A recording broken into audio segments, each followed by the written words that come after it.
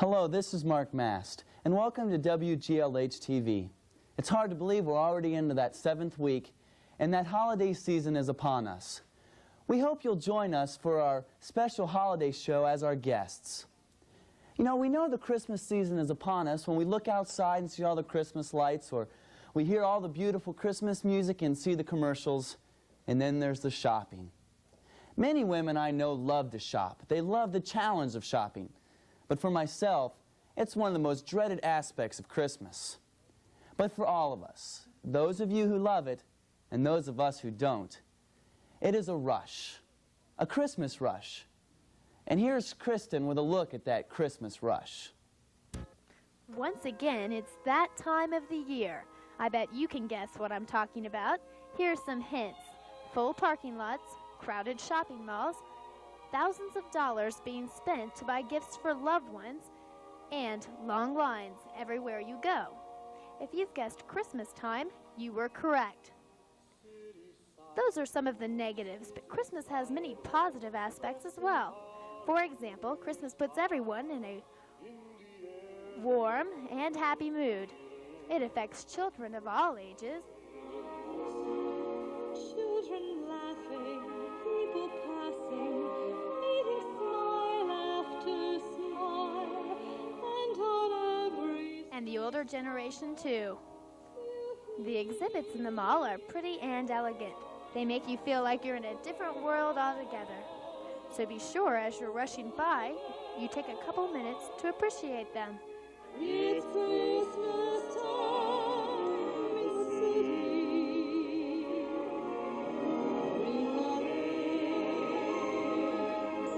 Ring a ring, hear the ring. Soon it will be Christmas Day.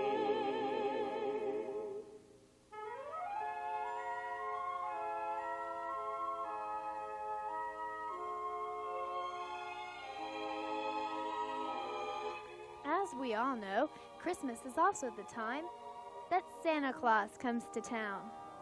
Here I am telling Santa this year's wish list. Strings of street lights, even stoplights. Buying gifts can be fun, but frustrating. How many times have you thought in your head, what should I buy for so-and-so? With their treasures, hear the snow. This gentleman has obviously decided perfumes are a good choice. His big scene, and above all is bustle. This lady just might be treating herself to a makeover for the holidays. Many frantic shoppers on this day decided cards would do the trick. After all, it's the thought that counts. Shopping takes energy, and these shoppers decided to stand in yet another line for a bite to eat. Cookies are nutritious, right? After a snack, shoppers found they weren't energized but exhausted, so they headed to the resting areas to relax before resuming to their hectic schedule.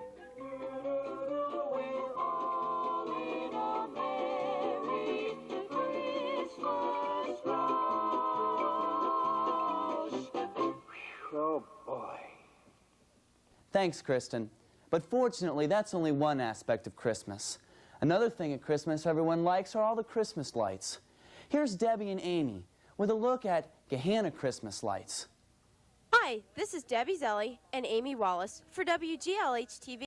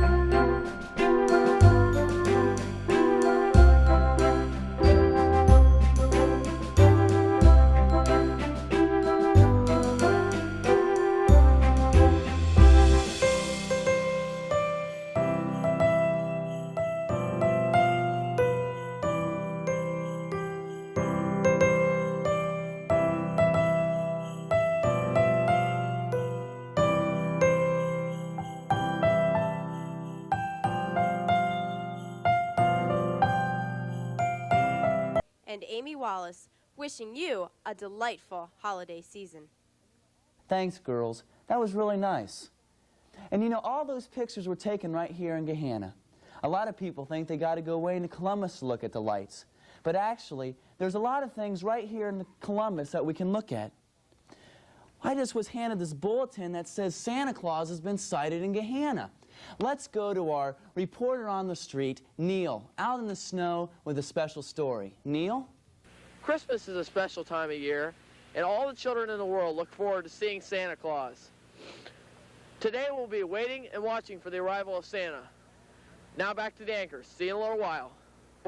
Well, Neil, I really hope you find him, because I know everybody's really looking forward to seeing Santa Claus.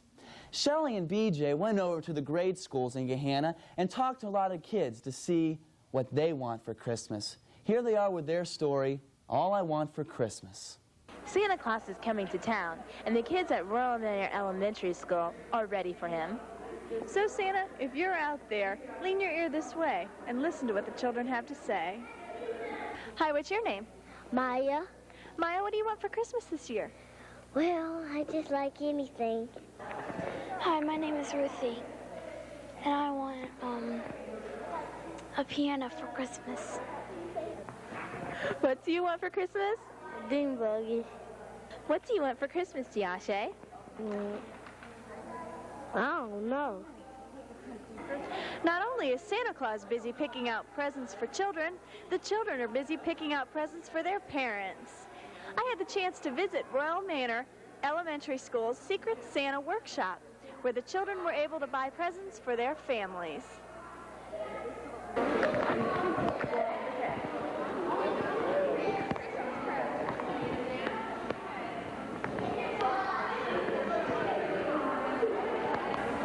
I bought my grandpa something, but I can't remember what it was.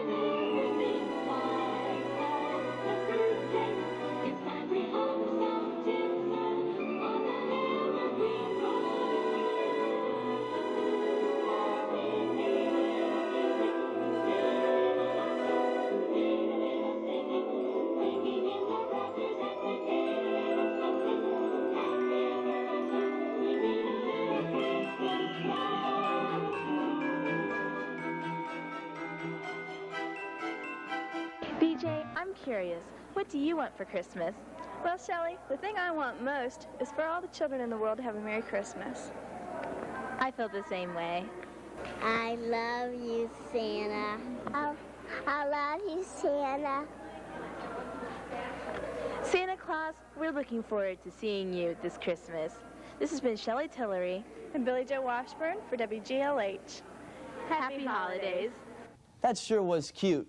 You know, when I was in grade school, I was just happy not to get a lump of coals. Those guys really have quite a wish list. Now, we're going to take another look at a different aspect of Christmas, the aspect of giving Christmas cards. I'm sure all of us during the Christmas season write out a whole bunch of cards and receive a whole bunch of cards. Here's Sean and Valita with a look at Christmas cards. Season's greetings, happy holidays, Merry Christmas. Whatever greeting you choose to use, most people find that through cards they can express their innermost feelings. We're here at Neff Hallmarks in Hunters Ridge Mall, and here's Sean with the most popular cards of the season. The most popular cards here at Neff's Hallmark this year are for occupations, like teachers and doctors, and of course for family members, like grandsons and granddaughters, grandmothers and grandfathers, sisters and brothers, and of course mothers and fathers. And now this year, they even have cards for for your favorite pet, Spot. Valita had a chance to ask someone what makes a Christmas card very special to them. A time to get in touch with people that you normally don't talk to. You can put a note in, or the card can say exactly what you'd like to tell them. Okay, thank you. Okay.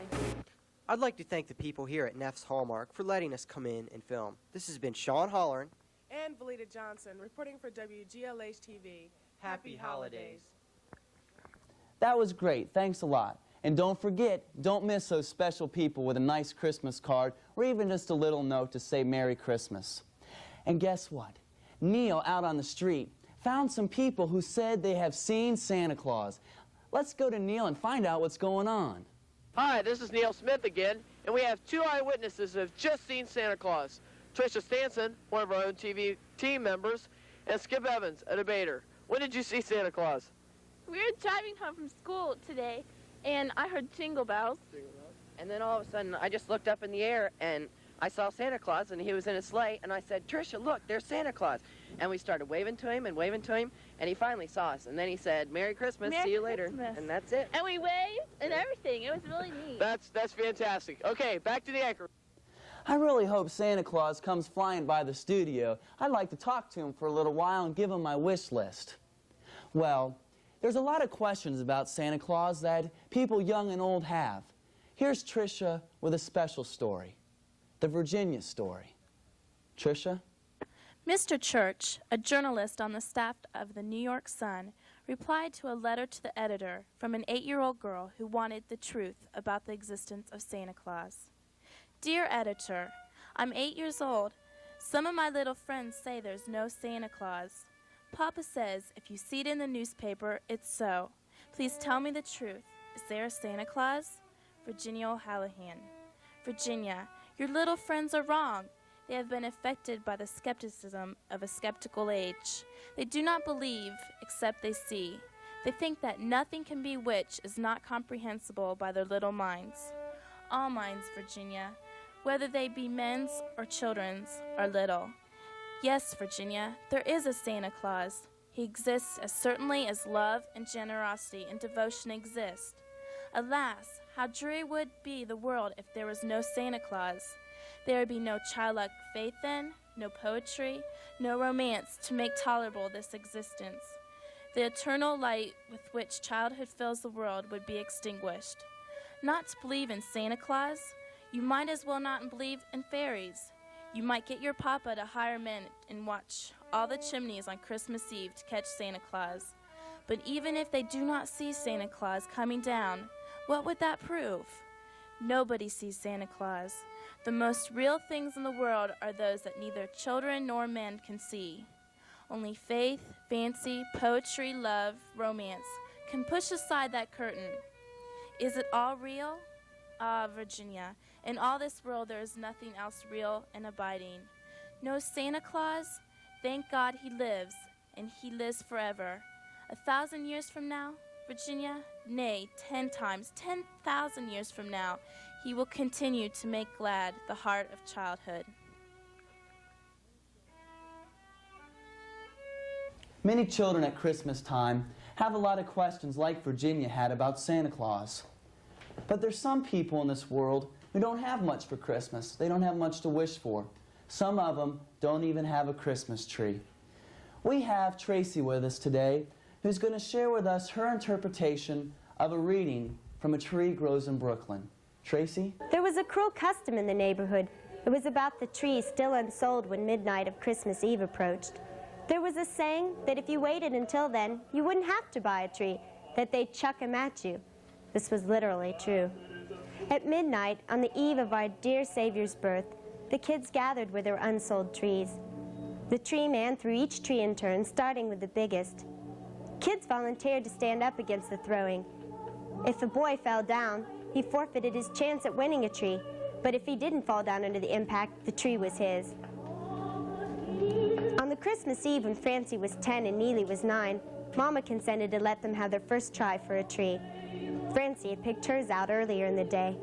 She had waited all afternoon and evening praying that no one would buy it. To her joy, it was still there at midnight. It was the biggest tree in the neighborhood, and its price was so high that no one could afford to buy it. It was 10 feet tall. Its branches were bound with new white rope, and it came to a sharp, pure point at the top.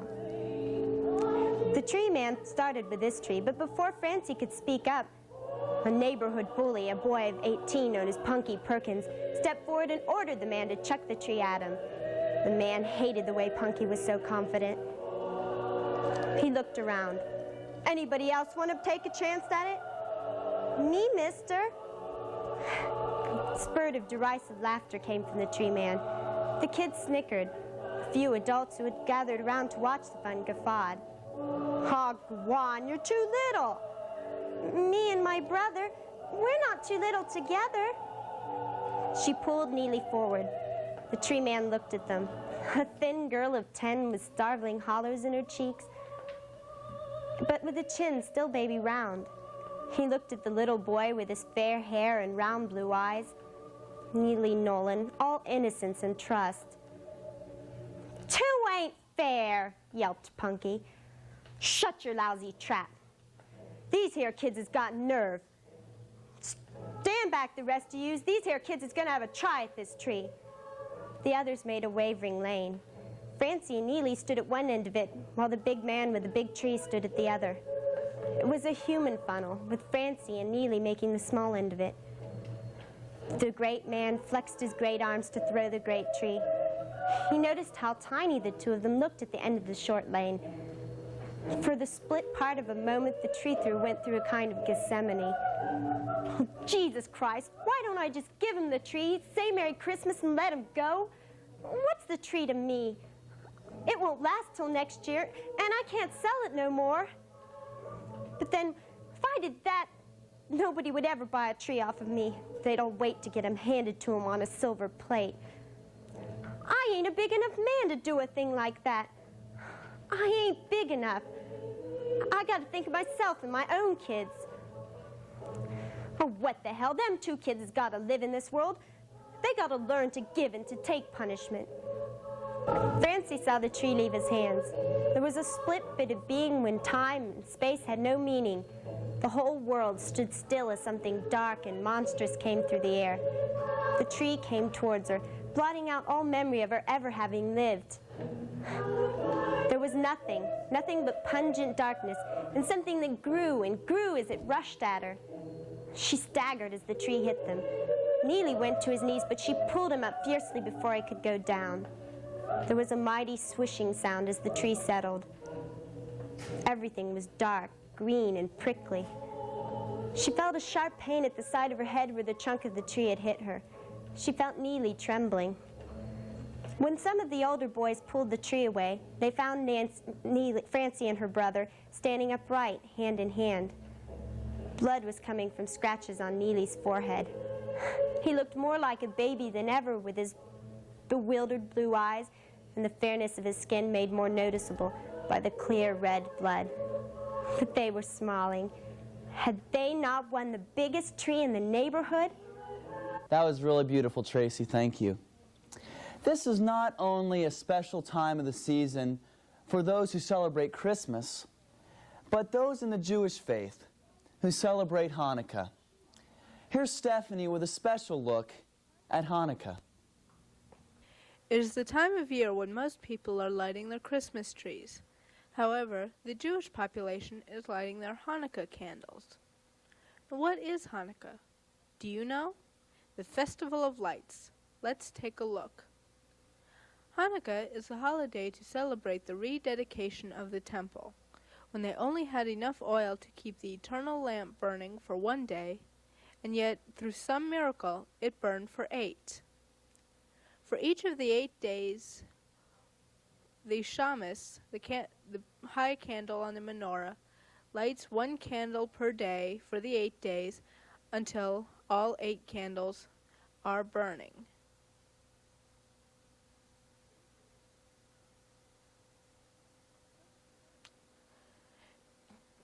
Children celebrate this holiday by playing games. One of their favorites is the dreidel.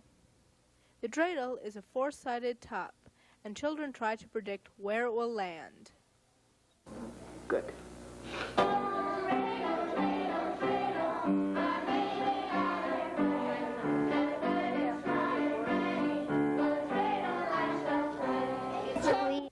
I talked to some kids at Tifereth Israel Sunday School.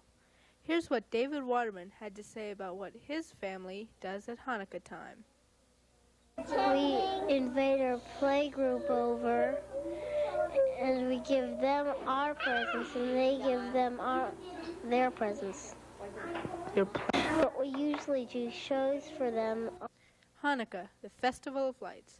This has been Stephanie White saying Happy Holidays. Thank you, Stephanie. That was really interesting, and I learned a lot I didn't know about. This is something special because it's Hanukkah, but also because it's Christmas.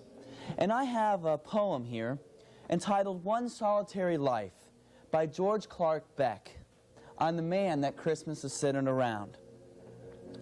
How do you explain the greatness of the man whose birthday we celebrate on Christmas?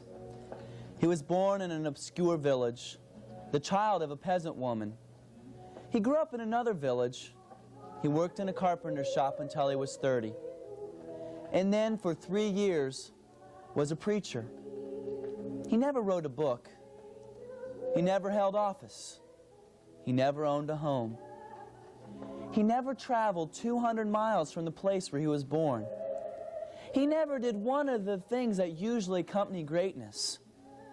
He had no credentials but himself. Although he walked the land over, curing the sick, giving sight to the blind and healing the lame, and raising people from the dead. The top established religious leaders turned against him. They threw mockery at him. His friends ran away from him, and they gave him a mockery of a trial.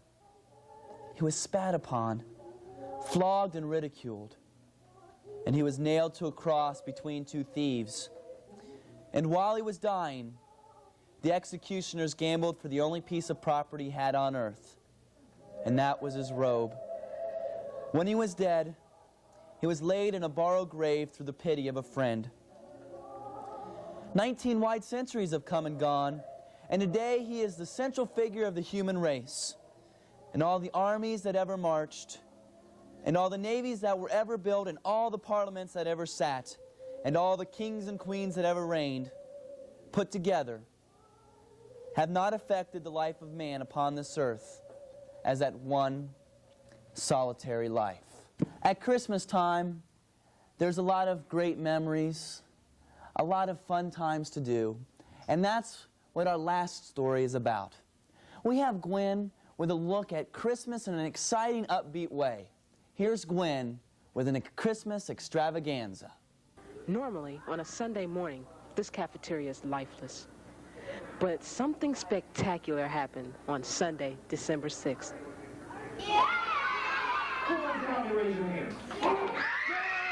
The annual Christmas extravaganza was held. And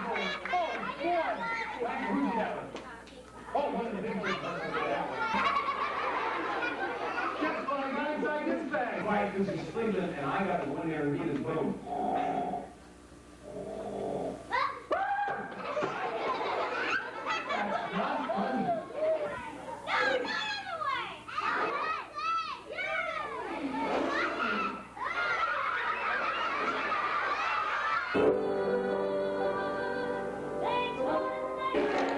The Jerry Pinnell dancers presented an array of dance routines. My name's Bill. Bill? Bill from the Gahanna Press.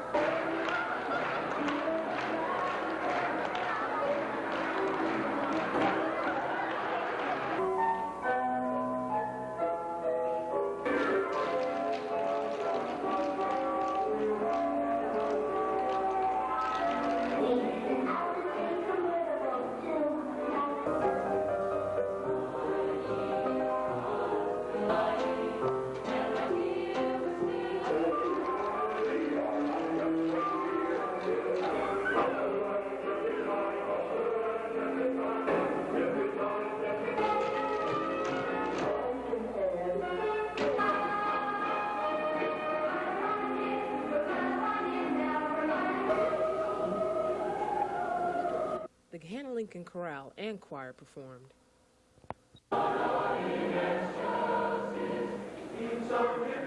The Extravaganza was a day for all to remember. This has been Gwen Barker reporting. Now back to the studio. Well, I'm glad you joined us today, and I want to leave you with one short little story. There was an old man, and he fell into a deep dream. And in his dream, the Lord said that he's going to come to his house to visit him tomorrow.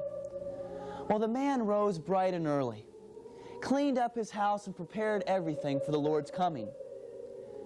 About an hour or so after he woke, a knock came to the door, and he rushed to the door thinking that the Lord had come to visit him. But all he found was an old man who wanted to warm himself by the fire. But the man hurried the old man away, saying he didn't have time because God was coming to visit today. So the man went